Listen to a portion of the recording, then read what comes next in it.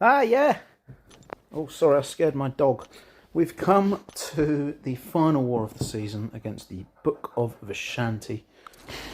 We've got Tigra. Vox makes a cameo, and I can't even remember. Oh, Prowler. We have Prowler as well for what is going to be a really perfect fight that I've watched over several times because I really enjoyed doing it and I was very pleased with how it came out. I had to double check myself, hence the little cut there about to make sure that none of my relics were placing non-damaging debuffs. Anyway, we're going path 1 into path 8, and then I am done. And that'll be the end of my season. Thing here against the Interceptor, so quite an honour. Imagine placing a 6-star thing in this day and age. It's a Tigra fight, quite a classic for her. I've put tech boosts on for the following fight because Mystic boosts won't work against class disadvantage, so there was no point wasting one, and it saves me having to change things between while my invulnerability boost will hopefully still be active between the fights. So we enter. Again, as always, it's just the main thing to keep an eye on here is handling things rock stacks and making sure neutralize stays up when I sort of get him towards 15.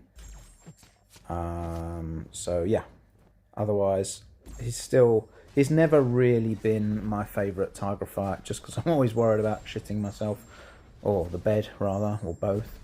But it's all good. It's a very easy fight, and I am a brave grown-up. I actually didn't notice that I'm unblockable because I completely forgot about being tactic until much closer to the end of the fight. Probably a good thing because I wouldn't have wanted it to change how I play anyway. It's just important to, you know, get things done and keep them clean. So yeah, I wasn't going to start trying to break block with unblockable or anything. We're just going to keep doing what we do, and we're going to get him down.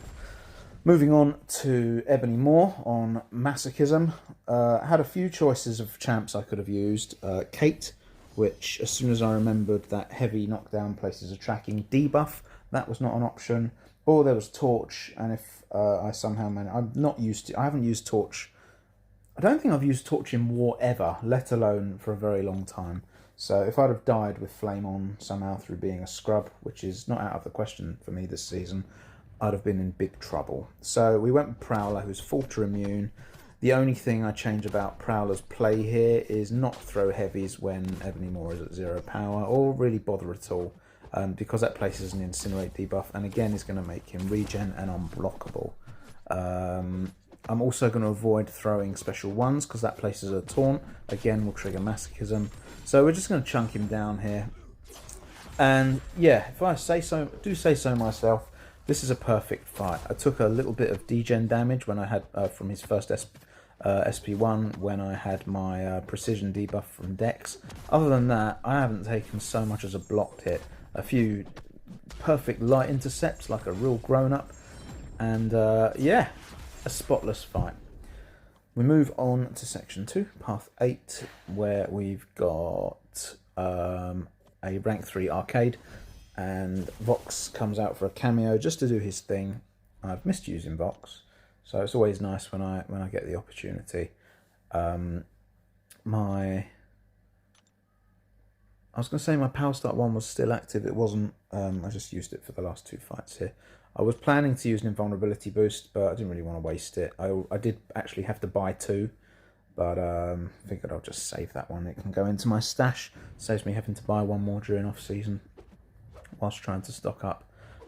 Same plan as always against Arcade with Vox. Build up a few buffs first of all so that my SP1 doesn't go to waste. I'm going to play the Combat Deja Vu node. Stick some debuffs on him. Get my Undermine, which is the most important thing. I should have waited a bit longer, let the degens cook a little bit more, but there's no harm in banking them early. It doesn't really change how the rest of the fight goes, or probably even the fight time, as it's just going to mean more debuffs to place on him. But yeah, obviously I could have waited a little bit longer. I don't care that Arcade has tokens. I can stand in the Poison Cloud if I like, doesn't matter. Undermine does the work for me.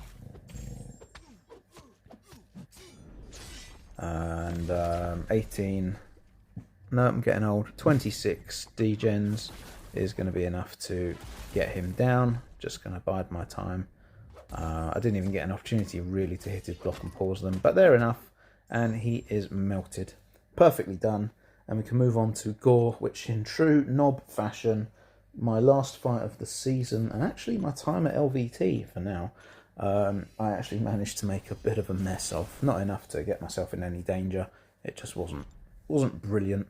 My initial plan was to use the invulnerability boost, giving myself more time to build up ruptures and power rather than throw the L2 early, but I thought Power Start 1's active, I'm not going to waste it.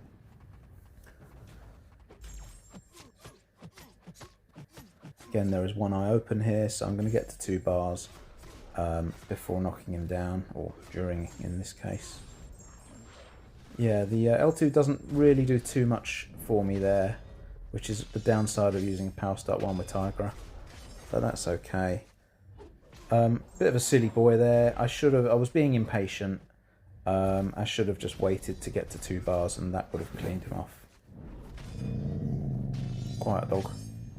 And then I screw my spacing up. Get very lucky there with a heavy into block. Miss part of my L1. Yeah, just a real hash of the end of this fight. And yeah, just shit to be honest, but we got it done clean enough, and that'll do. And as I said, that brings me to the end of my war and my season, and for now my time with LVT. Wasn't a great one for me, but it is what it is. It looks like we are on for a good win today, so fingers crossed for that. A little break for me coming up in terms of pushing for podium, but hopefully we'll be back soon enough. Thank you for watching, guys. Love everyone. Good luck for the next, and we'll see you soon. Bye.